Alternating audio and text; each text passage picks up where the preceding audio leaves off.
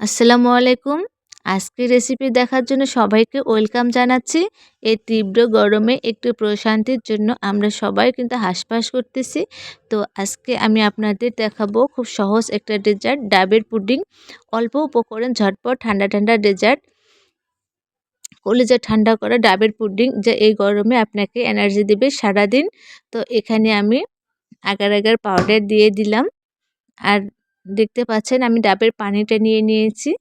আমি একটা ডাবের পানি নিয়েছি। আপনারা চাইলে বেশি করেও নিয়ে নিতে পারেন। আর এখানে আমি চিনি দিয়েছি ২ চামচ আর আগার আগার পাউডার দিয়ে দিলাম। তো এটাকে আপনারা ভালোভাবে সুন্দরভাবে মেশাবেন, নয়তো নিচে গুঁড়ি, গুঁড়ি ভাব থেকে যায়। তো আপনারা এই পর্যায়ে সুন্দর করে গুলিয়ে আপনারা এটা মেশাবেন। তো দেখতে পাচ্ছেন আগার আগার পাউডারটা আপনারা ভালো কোনো সুপার শপে থেকে এই আগার আগার পাউডারটা আপনারা কিনে নিতে পারবেন। তো এখানে আমি ১ চামচের মতো আগার আগার পাউডার দিয়েছি আর মিষ্টিটা কিন্তু আপনার ইচ্ছা মতো। আর ডাবের পানিটা কিন্তু মিষ্টি। তো সেই হিসাবে আপনাদের যেরকম মিষ্টি খেতে পছন্দ করেন সেরকম আপনারা মিষ্টিটা দিবেন। তো এখানে আমি চুলায় দিয়ে দিয়েছি। তো এখানে আমি একটু বলক ওঠা পর্যন্ত এটা নাড়তে থাকবো। আর এ পর্যায়ে আপনারা একটু ভালোভাবে নাড়িয়ে, নাড়িয়ে এটাকে না ফুলে ওঠা পর্যন্ত এটাকে আপনারা জাল করতে থাকবেন। তো এখানে আমার ফুলে উঠেছে। এখন আমি এটা একটা পাত্রে দিয়ে দিব। এটা জমানোর জন্য আমি এখানে একটা প্লেটে দিয়ে দিচ্ছি। এটা এখন আমি ফ্রিজে রেখে দিব জমানোর জন্য। আর এদিকে আমি দুধ নিয়ে নিয়েছি। আর দুধগুলোতে আমি আগার আগার পাউডার দিয়ে দিয়েছিলাম। এটা আমার ভিডিওতে আসেনি। তো ১ চামচের মতো আমি আগার আগার পাউডারটা দিয়ে দিয়েছি। আপনারা আপনাদের যতটুকু দুধ সেই হিসাবে আপনার আগার আগার পাউডারটা দিয়ে দিবেন।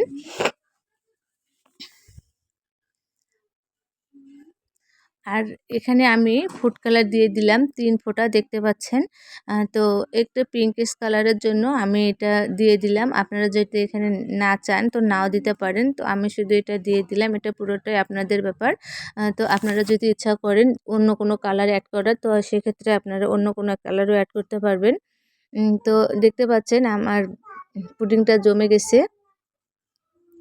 তো এখানে আমি আপনাদের কেটে দেখাচ্ছি একটু।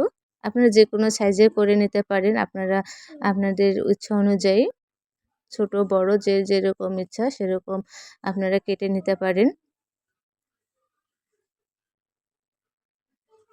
দেখেন কত সুন্দরভাবে এটা উঠে আসতেছে। আর নিচে যদি আপনারা তেল দেন তাও দিতে পারেন। আর এটা কিন্তু নিচে তেল না দিলেও কিন্তু সুন্দরভাবে উঠে আসে।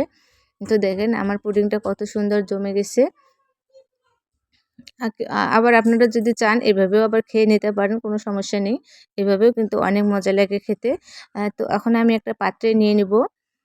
তো এখন আমি ডাবের পুডিংটা দিয়ে দিব।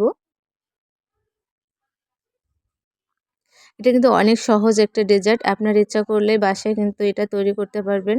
আর যেকোনো সময় আপনারা তৈরি করে খেতে পারবেন। এই ঠান্ডা, এই গরমে ঠান্ডা, ঠান্ডা যে ডেজার্ট সবাই কিন্তু অনেক পছন্দ করে। আর গরমের সময় কিন্তু অনেক ঠান্ডা কোনো ডেজার্ট খেলে কিন্তু অনেক প্রশান্তি চলে আসে। তো এখানে আমি দুধগুলো দিয়ে দিব।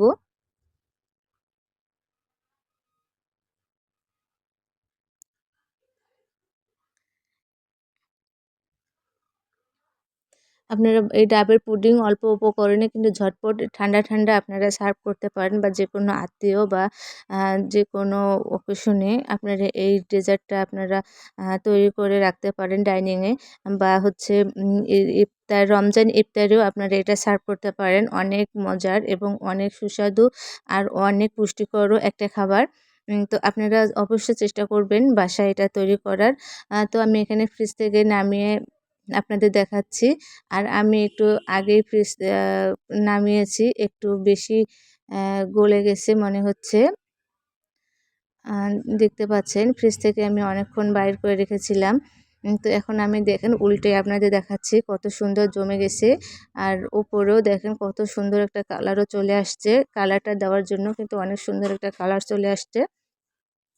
তো বাসায় আপনারা তৈরি করবেন। আর আমার রেসিপি আজকে আপনাদের কেমন লাগলো অবশ্যই আমাকে জানাবেন।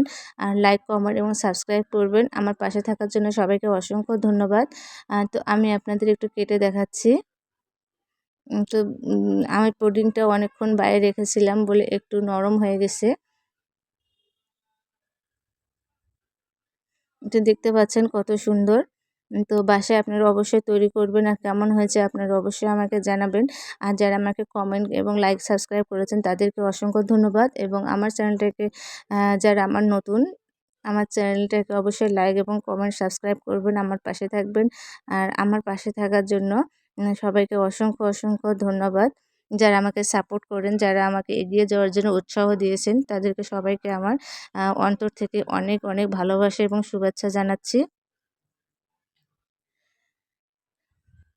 তো সবাই ভালো থাকবেন, সুস্থ থাকবেন, আমার জন্য দোয়া করবেন। আল্লাহ হাফেজ।